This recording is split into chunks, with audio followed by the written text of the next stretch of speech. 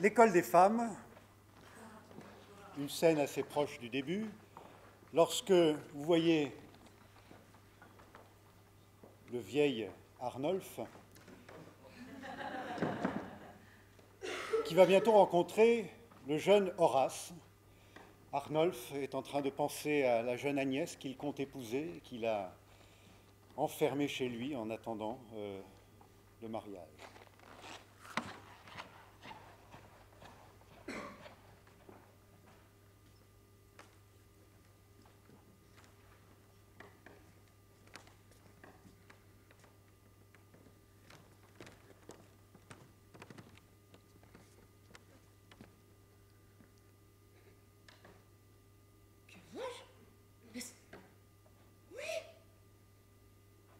Je me trompe.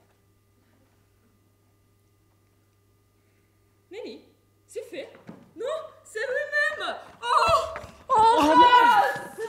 Joie extrême. Et depuis quand ici? Depuis 9 jours. Vraiment? Oh, que les enfants crossent un peu de nez. J'admire de les voir au point où le... Voilà, après que je l'ai vu, pas besoin de cela. Vous voyez? Mais des grâces, Oronte, votre père, mon bon et cher ami que j'estime et révère, qui fait-il? Qui dit-il? Est-il toujours gaillard? À tout ce qu'il touche, il sait que je crains pas. Il est, Seigneur Arnolphe, encore plus gai que nous. Et j'avais de sa part une lettre pour vous. Oh, j'aurai certainement une grande joie à le voir. Et pour le régaler, je ferai mon pouvoir.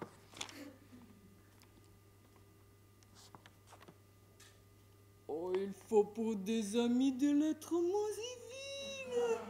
Et tous ces compliments sont choses inutiles. Oh, sans qu'il prie les soucis de m'en écrire rien, vous pouvez librement disposer de mon bien. Je suis somme à saisir les gens par leurs paroles, et j'ai présentement besoin de 100 pistoles. Ma foi, c'est m'obliger qui donne les ainsi, et je me réjouis de les avoir ici. Gardez aussi la bourse. Il faut. Laissons ces styles. Eh bien, comment encore trouvez-vous cette ville? Oh. Nombreux en citoyens. Superbe en bâtiments. Et j'en crois merveilleux les divertissements. Chacun a ses plaisirs qu'il se fait à sa guise. Mais pour ceux que du nom de galants on baptise, ils ont en ces pays de quoi se contenter, car les femmes y sont faites coqueter. On trouve de Mordus, et la brune, et la blonde, et les maris aussi les plus bénants du monde. C'est un plaisir des princes et des tours que je vois. Je me donne souvent la comédie à moi. Peut-être en avez-vous déjà vu quelqu'une? Vous est-il pas encore arrivé des fortunes? Les gens faits comme vous font plus que les écus et vous êtes à taille de faire des cocus, hein? À ne vous rien cacher de la vérité pure, j'ai d'amour en ces lieux eu certaines aventures. Et l'amitié m'oblige à vous en faire part. Ah, voici de nouveau quelques contes gaillards. Et ça sera de quoi mettre sur mes tablettes. Oui, mais au moins, de grâce, qu'au moins ces choses soient secrètes. Oh. Vous n'ignorez pas qu'en ces occasions, un secret est vanté rompt nos prétentions.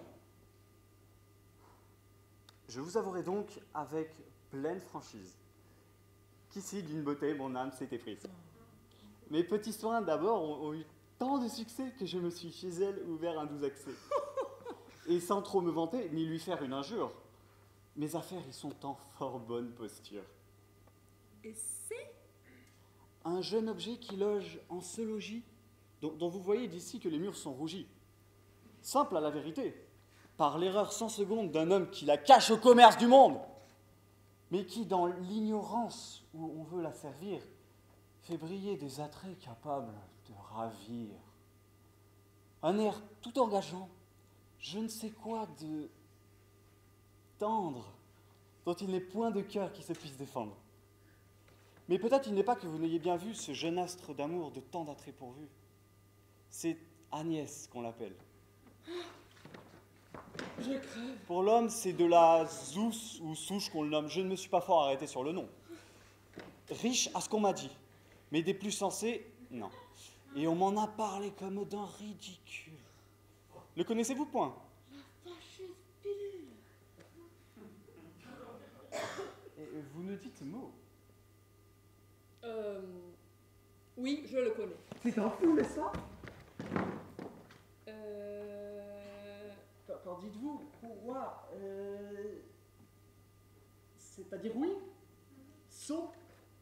Ça fait rire? J'avoue. Je vois qu'il en est ce que l'on a pu dire. Enfin, l'aimable Agnès a su m'assujettir. C'est un joli bijou pour ne pas vous mentir. Et ce serait péché qu'une beauté si rare fût laissée au pouvoir de cet homme bizarre. Pour moi, tous mes efforts et tous mes vœux les plus doux vont à m'en rendre maître en dépit du jaloux. Et l'argent que de vous j'emprunte avec franchise n'est que pour mettre à bout cette juste entreprise. Vous savez comme moi, quels que soient nos efforts, que l'argent est la clé de tous les grands ressorts. Et que ce doux métal qui frappe tant de têtes, en amour comme en guerre, avance les conquêtes. Mais vous me semblez chagrin. Serait-ce qu'en effet vous désapprouveriez le dessin que j'ai fait? Non. C'est que je songeais... Cet entretien vous lasse. Adieu, j'irai chez vous tantôt vous rendre grâce. Faut-il? De recherche. Veuillez être discret et n'allez pas de grâce éventer mon secret. Que je sens de mon âme. Et surtout à mon père, qui s'en ferait peut-être un sujet de colère. Oh, que je souffert durant cet entretien. Jamais trouble d'esprit ne fut égal au mien. Avec quelle prudence et quel art